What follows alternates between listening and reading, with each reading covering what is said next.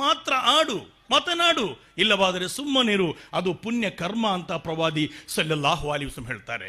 ಅದು ಮಾತ್ರವಲ್ಲ, ಬೇರೆಯೊಬ್ಬನಿಗೆ ಮಾತನಾಡುವಾಗ ಫಬಿ ಕಲಿಮತಿನ್ ತಯ್ಯಿಬಾ, ಭಿಕ್ಷೆಯವನು ಬರ್ತಾನೆ ಅಥವಾ ಏನಾದರೂ ಪಡೆದುಕೊಳ್ಳಲು ಬರ್ತಾನೆ, ಕೇಳ್ತಾ ಬರ್ತಾನೆ, ಹಾಗಾದರೆ ಅಲ್ಲಿ ನಿನಗೆ ಕೊಡಲು ಏನೂ ಇಲ್ಲವಾದರೆ ಅವನನ್ನು ಸಮಾಧಾನ ಪಡಿಸುವಂತ ಒಂದು ಮಾತು ಅವನೊಂದಿಗೆ ಆಡು. ಫಬಿ ಕಲಿಮತಿನ್ ತಯ್ಯಿಬಾ, ಅದು ನಿನ್ನ ದಾನವಾಗಿದೆ, ನಿನ್ನ ಧರ್ಮವಾಗಿದೆ.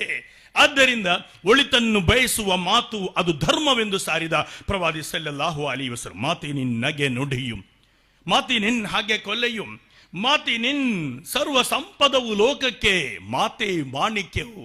ಎಷ್ಟೊಂದು ಸುಂದರವಾದ ಮಾತುಗಳು ಪರಸ್ಪರ ಜೋಡಿಸುತ್ತದೆ. ಆದ್ದರಿಂದ ಮಾತು ಚೆನ್ನಾಗಿರಬೇಕು. ಮಾತು ನುಡಿದರೆ ಮುತ್ತಿನ ಹಾರದಂತಿರಬೇಕು. ಜಿಹುವಾಗೆ ವಸತೆ ಲಕ್ಷ್ಮಿ, ಜಿಹುವಾಗೆ ವಸತೆ ಮಿತ್ರ ಬಂಧುವ, ನಾಲಿಗೆಯಲ್ಲಿ ಲಕ್ಷ್ಮಿ ಇದೆ ಅಂತ ಹೇಳಿ ಸಂಸ್ಕೃತದಲ್ಲಿರುವಂತಹ ಆ ಶ್ಲೋಕ ಅದೆಷ್ಟು ಸುಂದರವಾಗಿದೆ.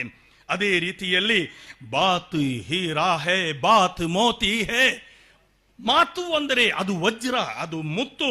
ಹಾಗೆ ಬಾತ್ ಲಾಕೋಂಕು ಲಾಚ್ ಹೇ, ಅದು ಕಣ್ಮಣಿಯಾಗಿದೆ. ಮಾತಿನಿಂದಲೇ ಎಲ್ಲವೂ ಕೂಡ.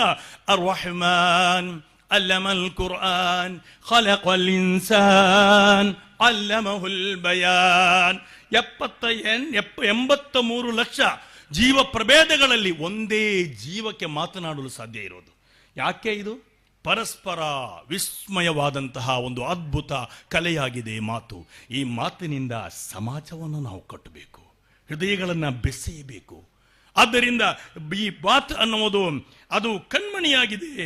ಖಾಸ್ ಬಾತ್ ಹೇ ಕಿ ಹರ್ ಬಾತ್ ಕೋ ಬಾತ್ ನಹಿ ಕಹಾ ಜಾತಾ ಹೇ. ಆದರೆ ಎಲ್ಲ ಮಾತನ್ನು ಮಾತು ಅಂತ ಹೇಳಲು ಸಾಧ್ಯವಿಲ್ಲ. ಕೆಲವೊಮ್ಮೆ ಆ ಮಾತುಗಳು ವಿಷವಾಗುತ್ತದೆ. ಆದ್ದರಿಂದ ಮನಸ ಚಿಂತಿತಂ ಕಾರ್ಯಂ ವಾಚ್ಯಂ ನೈವ ಪ್ರಕಾಶಯೇತ್.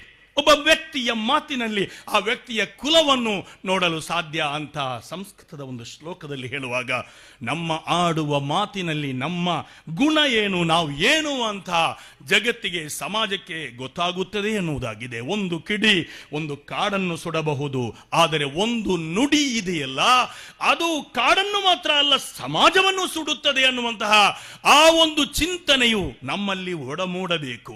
ಪುರಂದರದಾಸರ ಆ ಮಾತು, ಆಚಾರವಿಲ್ಲದ ನಾಲಿಗೆ ನಿನ್ನ ನೀಚ ಗುಣವ ಬಿಡು